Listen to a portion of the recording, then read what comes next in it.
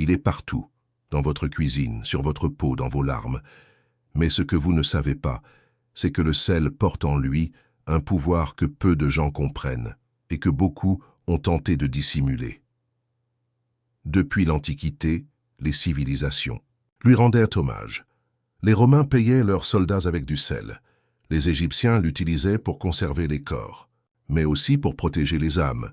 Et dans les traditions africaines, amérindiennes, celtiques, le sel n'était pas un simple assaisonnement, c'était une barrière sacrée, une arme invisible contre les forces obscures. Alors pourquoi? Aujourd'hui, pourquoi dans notre monde moderne le sel est-il diabolisé? Pourquoi l'appelle-t-on l'un des 3 poisons blancs, aux côtés du sucre et de la farine? Pourquoi les industries pharmaceutiques et alimentaires veulent-elles vous en éloigner tout en l'utilisant en secret à leur manière?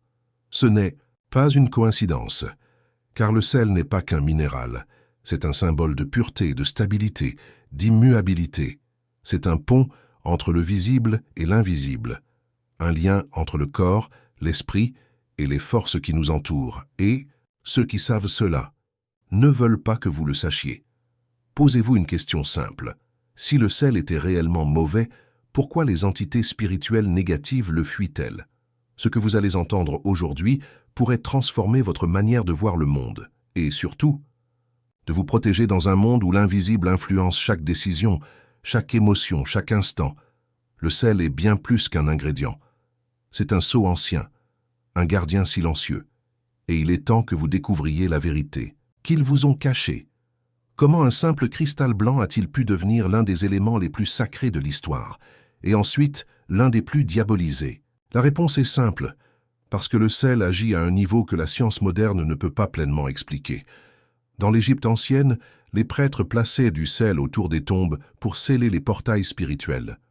Chez les Hébreux, il était utilisé dans les pactes sacrés, symbole d'alliance éternelle avec le divin. Dans les rites shintoïstes du Japon, on le jette encore aujourd'hui devant les temples pour purifier les lieux. Et dans les récits oubliés des premières églises chrétiennes, on trouve des références au sel comme protection contre les entités démoniaques. Mais à un moment de l'histoire, tout a changé. Le sel, autrefois vénéré, est devenu toxique. Les campagnes médiatiques se sont multipliées. On a commencé à le retirer des aliments, à le remplacer, à le redéfinir. Pourquoi? Pourquoi un élément considéré comme sacré dans quasiment toutes les cultures du monde serait-il soudainement dangereux pour la santé? Sans qu'on vous parle de ses propriétés vibratoires, énergétiques et spirituelles, ce que vous croyez être une question de santé est peut-être une guerre invisible contre votre protection naturelle. Et si vous regardez attentivement, vous verrez que les lieux de haute spiritualité continuent à l'utiliser, en silence, discrètement, comme si ceux qui savent ne veulent pas que le reste du monde se souvienne. Alors je vous le demande, qui a intérêt à ce que l'humanité oublie la vraie puissance du sel? Et surtout, que cherche-t-il à nous faire perdre en supprimant ce lien millénaire entre le sel et l'âme? Ce que vous êtes sur le point de découvrir n'est pas une légende.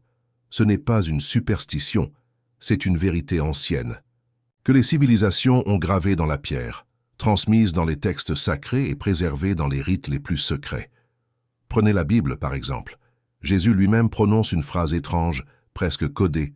« Vous êtes le sel de la terre ». Pourquoi le sel? Pourquoi ce minéral si humble, si banal?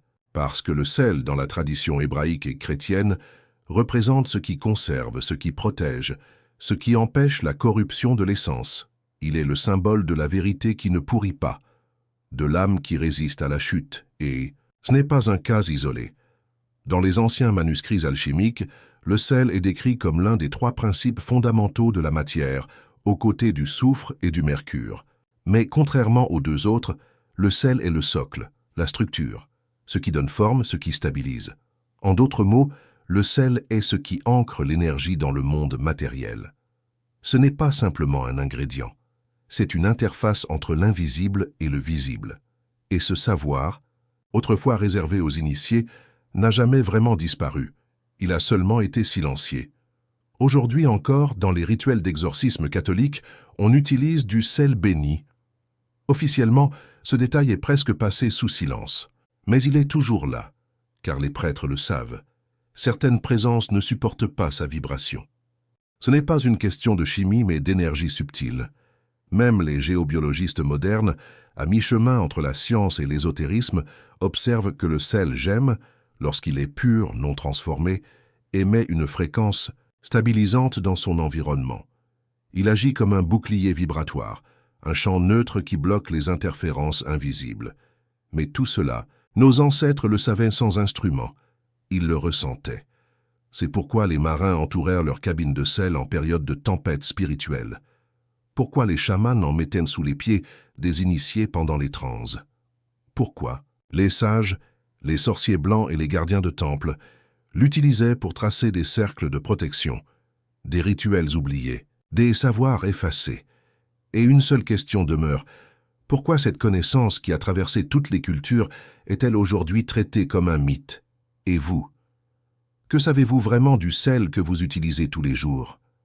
Vous en mettez sur vos plats. Vous le touchez sans y penser. Mais avez-vous déjà ressenti sa présence, pas son goût, sa vibration? Car ce que personne ne vous a dit, c'est que ce petit geste quotidien, ajouter du sel, peut être un acte spirituel puissant ou au contraire, une contamination invisible.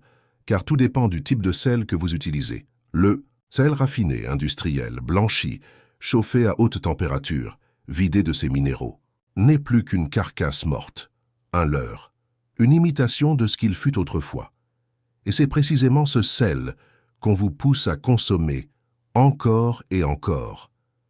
Mais celui que nos ancêtres utilisaient, le vrai, c'était un sel brut vivant, directement extrait des roches ou des mers, chargé d'une mémoire millénaire, un sel qui purifie, qui stabilise l'aura, qui protège la maison. Posez-vous la question, combien de fois avez-vous été exposé à des lieux lourds, à des énergies denses, à des personnes qui vous ont vidé sans que vous ne compreniez pourquoi? Et si, sans le savoir, vous aviez laissé ces charges invisibles entrer chez vous parce que vous aviez perdu vos outils de protection naturelle? Le sel est l'un de ces outils, mais ce n'est pas une solution miracle. C'est une clé. Encore faut-il savoir comment l'utiliser, et c'est là que tout change. Voici ce qu'il ne voulait surtout pas que vous sachiez. Le sel, dans sa forme pure, est l'un des rares éléments capables d'altérer la fréquence d'un lieu. Pas symboliquement. Réellement, c'est un agent vibratoire. Il agit sur les champs subtils comme un filtre, un gardien, une barrière, et ceux qui œuvrent dans les coulisses de ce monde, les entités, les manipulateurs d'énergie, les architectes invisibles, le savent parfaitement. C'est pour cela qu'ils ont orchestré un basculement, un renversement complet de perception. Ils ont transformé l'un des protecteurs les plus puissants de l'humanité en un ennemi de la santé.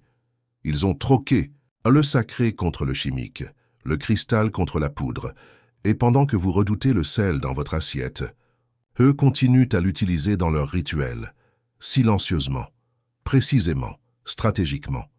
Dans certains cercles occultes, le sel est encore utilisé pour ouvrir ou fermer des portails énergétiques, pour sceller des pactes ou même pour perturber la conscience d'autrui lorsqu'il est chargé intentionnellement. Oui, vous avez bien entendu. Le sel peut aussi être programmé. Comme une clé USB vibratoire, tout dépend de l'intention, de la fréquence, du rituel. Et si ce pouvoir est réel, alors tout change. Cela signifie que vous avez chez vous un outil spirituel d'une puissance inestimable. Cela signifie que, sans le savoir, vous êtes peut-être entouré d'objets banals, qui agissent sur votre champ énergétique tous les jours. Et cela signifie aussi que le sel, ce cristal ancien, n'a jamais perdu son pouvoir. On a juste tenté de vous en faire douter. Alors maintenant, la vraie question est la suivante. Qu'allez-vous faire de cette information? Allez-vous l'ignorer et continuer à utiliser le sel comme si ce n'était qu'un banal condiment?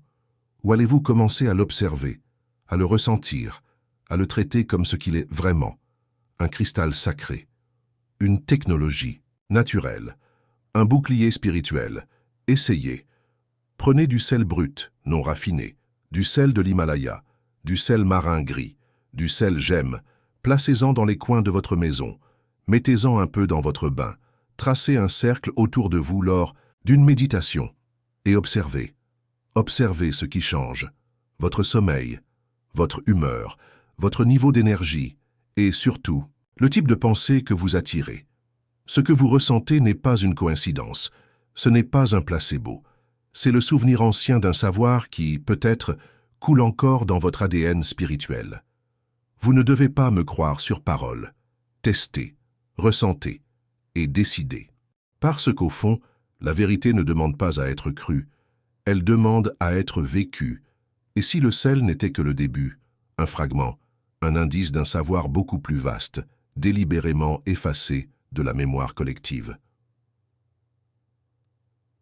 Car, s'ils ont caché cela, quoi d'autre vous ont-ils volé? Le pouvoir des plantes, les véritables fonctions des pierres, la géométrie sacrée des sons, ou peut-être le secret du corps humain comme portail interdimensionnel. Ce que vous avez vu aujourd'hui n'est pas une fin, c'est une porte qui s'ouvre. Et si je vous disais qu'il existe un autre élément encore plus commun que le sel, mais capable d'altérer la conscience humaine à volonté. Le sel protège, mais l'autre transforme. Vous voulez savoir lequel, alors restez vigilant.